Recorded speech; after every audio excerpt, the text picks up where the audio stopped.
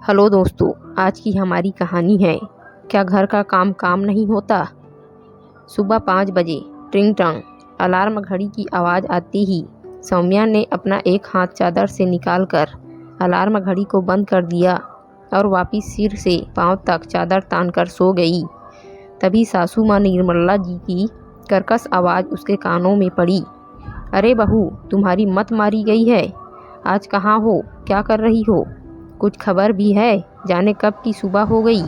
आंखें खोलो और देखो, सुबह के 9 बज चुके हैं और तुम हो कि चादर तान के सो रही हो। हम सबको आज सुबह की चाय नाश्ता मिलेगा या नहीं? सौम्या बिना कुछ बोले उठी। देखा तो सुबह के 5 से 9 बजे हैं, लेकिन नज़र घुमाई तो बगल में उसके बच्चे भी सोए हुए थे। तब तक सौम्या के पति देव अजय भी बाथरूम से बाहर आकर बोले, क्या यार, तुम भी हद करती हो। माँ को तुम्हें उठाना पड़ रहा है, फिर भी शरीर में फुर्ती नहीं कि जल्दी से उठ कर जाओ। बेड पर बैठी हो, इतनी देर कोई सोता है क्या भला? तुम्हें तो पता है बिना चाय के मैं फ्रेश भी नहीं हो पाता। अब चलो उठो और जाओ, जल्दी चाय बनाकर लाओ। और तो क्या, देख तो बेटा कैसे आंखें फाड़कर घूर कर देख रही है। अरे माना कि इसको भगवान ने बड़ी बड़ी आंखें दी है, तो क्या इन बड़ी आंखों में बड़ों के लिए शर्म लिहाज भी देना भूल गया? अब मुझे घूर कर देखना बंद करो और चलो काम पर लगो। सब चाय का इंतज़ार कर रहे हैं, तभी सबकी नींद खुलने वाली है। सब चाय के इंतज़ार में सो रहे हैं। और हाँ, मैं तो आज बिना चाय के ही स्नान करने जा रही हूँ। आज देर कर दी है तो तुम जाकर अमित और नेहा, सौम्या की देवरानी और देवर को भी कमरे में चाय दे देना ताकि वो भी उठ जाएं। कहकर निर्मला जी कमरे से चली गई और अजय वापिस चादर तान कर सो गए, क्योंकि आज सबकी छुट्टी और आराम का दिन रविवार था, सिवाय सौम्या के, क्योंकि उसके हिस्से कभी कोई एतवार नहीं आता था। सौम्या बेड से चुपचाप उठी और नहा धोकर तैयार हुई। तभी उसके फ़ोन पर घर की बाई रेशमा का फ़ोन आया। उसने कहा, भाभी मैं आज नहीं आ पाऊँगी, आज थोड़ी तबीयत ठीक नहीं मेरी। सौम्या ने मुस्कुरा कर कहा, कोई बात नहीं रेशमा, तू आराम से कल आना, आज तू आराम कर और हाँ, अपना ध्यान रखना। सौम्या की इतनी प्यार भरी आवाज़ सुनकर रेशमा से रहा नहीं गया। उसने तपाक से सौम्या से कहा, क्या बात है भाभी, आप गुस्सा नहीं हुई? याद तो है ना आज रविवार है? सौम्या ने कहा, हाँ हाँ बाबा याद है, तू बस आराम कर, बाकी की चिंता मत कर। रेशमा ने कहा, ठीक है भाभी, रखती हूँ। सौम्या तैयार होकर रसोई की तरफ गई। देखा रात के पड़े जूठे बर्तन थे। उसे लगा जूठे बर्तन उसे मुंह चिढ़ा रहे हैं। उसने भी उन्हें चिढ़ाते हुए अपना पर्स दिखाया और कहा, आज सौम्या तुम्हें नहीं साफ करेगी, तुम्हें सौम्या का बाय बाय टाटा। और पर्स कंधे पर लटका कर घर से निकल गई। सौम्या चाय, बहू चाय की आवाज़ से पूरा घर गूंजने लगा, लेकिन कोई जवाब मिलता ना देख सुनकर निर्मला जी बोझिल तन और मन से गुस्से से उठकर भुनभुनाते हुए रसोई घर की ओर चल पड़ी। देखा तो सौम्या वहाँ नहीं थी। उन्होंने उसे पूरे घर में ढूंढा, लेकिन वो घर में ही मौजूद नहीं थी। निर्मला जी गुस्से में पैर पटकती हुई अपने बेटे अजय के पास गई और कहा, महारानी सुबह सुबह पता नहीं कहाँ गायब हो गई। इतना सुनते अजय ने अलसाई हुई आवाज़ में कहा, माँ यहीं कहीं घर में होगी, वो कहाँ जाएगी? तभी निर्मला ने अजय से कहा, अरे आँख खोल अपनी, मैंने पूरा घर ढूंढ लिया, कहीं नहीं मिली मुझे, तभी तो तेरे पास आई हूँ। इतना सुनते अजय हड़बड़ाकर आँख मीचते हुए उठा और उसने अपना फ़ोन उठाया और गुस्से में सौम्या को फ़ोन लगाया। उसके फ़ोन पर लगातार रिंग हो रही थी, लेकिन फ़ोन उठा नहीं रही थी, जिससे अजय की धड़कनें तेज हो गई। तभी कुछ देर बाद जब सौम्या ने फ़ोन उठाया तो उसने कहा, तुम्हारा दिमाग ठिकाने पर तो है? जहाँ भी हो फ़ौरन घर आओ। सौम्या ने 2 टूक कहा, बिजी हूँ, बाद में बात करती हूँ। दरअसल सौम्या की शादी को 10 साल हो गए थे। ससुराल में सास ससुर के अलावा देवर देवरानी और उनका 2 साल का बेटा और सौम्या के 2 बच्चे, एक 5 साल का, एक 8 साल का था। तीनों बच्चों के साथ साथ खाना, कपड़ा, राशन सब सौम्या की जिम्मेदारी थी, क्योंकि सौम्या की देवरानी नेहा नौकरी करती थी। नेहा को रसोई के काम में ना तो कोई दिलचस्पी थी, ना ही कोई काम उसे आता था। लेकिन नेहा ने कभी भी सौम्या का अपमान नहीं किया। उसने बहुत बार घर के सभी लोगों से कुक रखने के लिए कहा, लेकिन सबने मना कर दिया। उसको अच्छे से पता था कि एक ही शहर में सभी रिश्तेदार होने से मेहमानों का आना जाना लगा रहता था, तो खाने के साथ 3 बच्चों की देखरेख करना कोई आसान काम नहीं। इसीलिए वो हर बात में सौम्या से कहती, भाभी जब तक आप अपने लिए खुद खड़ी नहीं होगी, कोई आपके लिए कभी कुछ नहीं करेगा, फिर चाहे वो ससुराल हो या समाज या ऑफिस। इधर स्वभाव से कंजूस निर्मला जी को लगता था घर में कोई काम ही नहीं सिवाय खाना बनाने के। तो सौम्या नौकरी पर नहीं जाती तो वो घर के काम करे। पूरे घर में सिर्फ उनकी हुकूमत चलती थी, इसीलिए कोई उनके खिलाफ जाकर कोई काम नहीं करता था। सौम्या को घर के काम करने से कोई एतराज़ नहीं था, लेकिन सौम्या को उसके नौकरी न करने की इस बात को लेकर उसकी सास का उस पर बार बार व्यंग करना कि सौम्या तो वर्किंग नहीं है, बहुत खलता। सौम्या के हर काम में रोक टोक लगाना, उसको ताने देना उनकी आदत सी हो गई थी। कभी सौम्या से खाना बनाने में कोई गलती हो जाती तो तुरंत व्यंग करती, अरे कमाना नहीं जानती, कम से कम खाना ही अच्छा बनाना सीख लिया होता।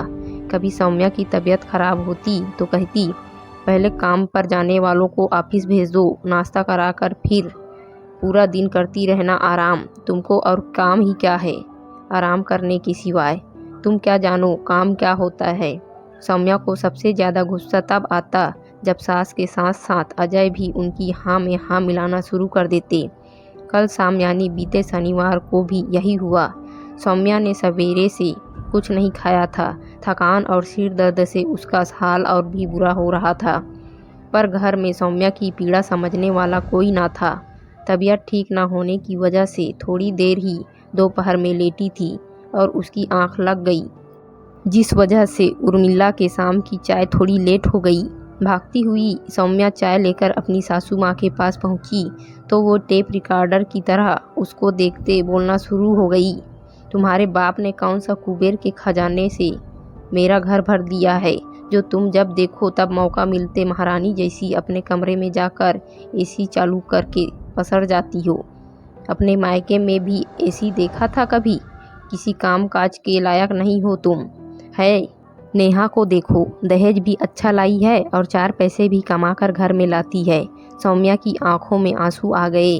वह रूंधे गले से बस इतना बोल पाई, आज मेरे कमर और सिर में दर्द हो रहा है, इसीलिए थोड़ा आराम करने चली गई थी। तभी उसकी देवरानी नेहा के माँ पापा और उसकी ननद नंदोई आ गए, जो उसी शहर में रहते थे। सौम्या ने सबको चाय नाश्ता कराया। तब तक नेहा भी ऑफिस से आ गई। नेहा के मम्मी पापा उससे मिलकर जाने लगे तो सौम्या की सास ने कहा, अरे बहन जी अब रुकिए, खाना खाकर जाइएगा। इस पर नेहा की माँ ने कहा, समधन जी किसी और दिन आऊँगी, आज तो बिना बताए आ गई। अभी सब ऑफिस से आकर थके होंगे, उन्हें भी आराम की ज़रूरत है। निर्मला ने नेहा की माँ का हाथ पकड़कर बिठाते हुए कहा, अरे कैसी बात करती हैं समधन जी, कल रविवार है, बच्चे आराम करेंगे और आप भूल रही हैं हमारी बड़ी बहू वर्किंग नहीं है। आप कभी भी बिना बताए आराम से आइए, कोई दिक्कत नहीं। सौम्या तो दिन भर घर में फ्री ही रहती है, सब ऑफिस चले जाते हैं तो कोई काम रहता नहीं। रसोई में आकर नेहा ने कहा, भाभी आप खाना बनाने के लिए रहने दो, हम बाहर से ऑर्डर करके मंगा लेते हैं। तभी वहाँ सौम्या की सास ननद भी आ गई। उन्होंने कहा, अरे नेहा तुम यहाँ क्या कर रही हो, तुम जाओ अपने माँ बाप से बात करो आराम से, अभी थकी हारी आई हो, यहाँ सौम्या को करने दो, वैसे भी आज इसने सिर्फ आराम ही किया है। सब कुछ अपनी कानों से सुनकर भी गुस्से से भरी सौम्या ने भीषण गर्मी में सबके लिए खाना बनाया और खिलाया। इधर एसी में बैठकर सब खाने के मज़ा ले रहे थे, लेकिन किसी के मुंह से उसके लिए तारीफ के एक शब्द नहीं निकले। जैसे ही सौम्या के ससुर ने कहा, बहू खाना तो बहुत स्वादिष्ट बनाया है तुमने, कि तभी बीच से तपाक से निर्मला ने कहा, आप भी हद ही करते हो, ये कौन सा बड़ा काम कर दिया, अब ये तो हर औरत करती है जो वर्किंग नहीं होती। वैसे भी सौम्या के ससुर जी की उसकी सास के आगे एक भी नहीं चलती थी। सौम्या को आज अपनी सास के मुंह से सबके सामने इतना कहते सुनकर बहुत गुस्सा आया और उसने तय किया कि अब वो अपनी सास को वर्किंग का मतलब समझा कर ही रहेगी। शाम को 4 बजे सौम्या जब घर पहुंची तो देखा काम का ढेर लगा पड़ा है। सुबह से घर में झाड़ू पोछा भी नहीं हुआ था। पूरा घर बिखरा हुआ था। दोपहर के खाने में सिर्फ खिचड़ी बनी थी, जो कम स्वादिष्ट होने की वजह से किसी ने नहीं खाई थी। बच्चे चिप्स बिस्किट खा रहे थे। उसे देखते उसकी सास और अजय उसको एक टक खा जाने वाली घूरती नज़रों से देख रहे थे कि तभी निर्मला जी ने कहा, सुबह से कहाँ गई थी महारानी, बिना हम सबको बताए? पता है कि आज रविवार है, सब घर में रहेंगे तो कितना काम होगा, लेकिन नहीं, महारानी तो सब छोड़कर निकल गई, कोई चिंता फिक्र ही नहीं। सौम्या बिना कुछ बोले अपने कमरे में जाने लगी तो निर्मला ने गुस्से में कहा, खबरदार, कमरे में गई तो पहले जाओ, जाकर हम सबके लिए पहले चाय और कुछ खाने के लिए बना कर लाओ। सुबह से बिना चाय के सिर फटा जा रहा है, काम कर कर के मेरी हालत ख़राब हो गई, ऊपर से बच्चों ने परेशान कर रखा है। निर्मला की आवाज़ सुनकर सब वहाँ इकट्ठा हो गए थे। सौम्या ने सबके बीच में कहा, माँ जी, मैं तो दिन भर फ्री घर में पड़ी रहती हूँ, तो सोचा फ्री क्यों घर में पड़े रहना, इसीलिए आज अपनी पुरानी सहेलियों से बहुत दिनों बाद मिलने चली गई थी। मैं चाय नाश्ता लंच सब करके आई हूँ, इसीलिए अब ना चाय ना नाश्ता कुछ भी नहीं बनाऊँगी। और रही बात घर के कामों की, तो आप ही तो सबसे कहती हैं इस घर में काम ही क्या है, कुछ भी तो नहीं। और जिस काम के लिए आप इतना गुस्सा दिखा रही हैं वो इतने सारे वर्किंग लोग मिलकर नहीं कर पाए, तो मैं उस काम को कैसे कर पाऊँगी? आपके कहे अनुसार मैं तो वर्किंग ही नहीं हूँ, और जो वर्किंग ही नहीं वो कोई काम कैसे कर सकता है? तभी पीछे से अजय ने गुस्से में चिल्लाकर कहा, ये क्या बकवास कर रही है माँ से? लेकिन आज सौम्या पीछे नहीं रहने वाली थी। उसने भी सबके सामने अजय से कहा, चिल्लाओ मत अजय, क्योंकि चिल्लाकर बात करना मुझे भी आता है। क्या गलत कह रही हूँ मैं? माँ जी ही तो हर बात में हर आने जाने वाले नाते रिश्तेदार आस पड़ोस वाले सबसे कहती रहती है मेरी बड़ी बहू वर्किंग नहीं, घर में कोई काम ही नहीं होता, खाना बनाना, खिलाना, बच्चों को संभालना, और भी ना जाने दिन भर कितने छोटे बड़े काम होते हैं घर के, वो सब कोई काम ही नहीं होता। तो मैंने भी तय कर लिया है, अब मैं भी वर्किंग बनूंगी, क्योंकि ज़िंदगी में काम तो सिर्फ पैसा कमाना होता है, बाकी तो और कोई काम ही नहीं होता। इन्हीं चंद पैसों के कारण ही मेरा और मेरे मायके वालों का इस घर में कभी सम्मान नहीं होता है। इसीलिए अब मैं काम करूंगी और सासू माँ को वर्किंग बहू बनकर दिखाऊंगी। अजय ने कहा, अच्छा, तो तुम हम लोगों को सबक सिखाने निकली थी, तो तुम भूल रही हो ये सब काम पैसे देकर भी कराए जा सकते हैं, फिर तुम्हारी कोई ज़रूरत ही नहीं हमें। कि तभी पीछे से नेहा ने कहा, भैया आप बिल्कुल गलत कह रहे हैं, कोई भी पैसे देने पर भी भाभी के इतना काम नहीं करेगा, और ना ही आप सब की कड़वी बातें बर्दाश्त करेगा। पहले से तय छुट्टियों के अलावा भी छुट्टियों को देना और बर्दाश्त करना होगा, और भी ना जाने कितने अनगिनत समझौते सबको करने होंगे। भाभी बिल्कुल सही कह रही है, मैं पूरी तरह से उसके साथ हूँ। भाभी आज आप कोई काम मत कीजिए, और मैं तो कहूँगी जब तक आपका मन ना करे और तबीयत ठीक ना लगे तब तक आप सिर्फ आराम कीजिए। आज हम बाहर से खाना ऑर्डर कर लेंगे, आप आज आराम कीजिए। इनफैक्ट मैं तो कहती हूँ कि सब छोड़िए, चलिए हम सब आज एक साथ बाहर चलते हैं खाना खाने। भाई साहब और माँ जी, आप सब बुरा मत मानिएगा, लेकिन ये आप सबकी गलती है कि आप लोग भाभी के दिन भर 24 घंटे 365 दिन के काम को कोई अहमियत ना देकर उसे उनका कर्तव्य और नॉन वर्किंग कहकर अपमानित करते रहते हैं, जो कि पूर्णतः गलत है। काम चाहे घर में किया जाए या बाहर जाकर नौकरी, दोनों ही आसान नहीं।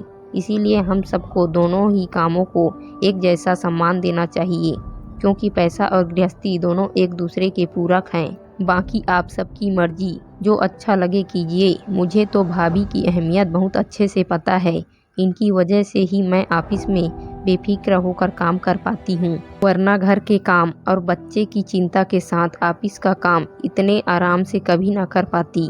सौम्या के पक्ष में नेहा की बात सुनते निर्मला के चेहरे का रंग फीका पड़ गया। अजय ने नज़रें झुका ली। इतना कहकर सौम्या और नेहा वहाँ से चली गई। दोस्तों, इस कहानी का उद्देश्य किसी की भावना को आहत करना नहीं है, ना ही किसी भी प्रकार की तुलना।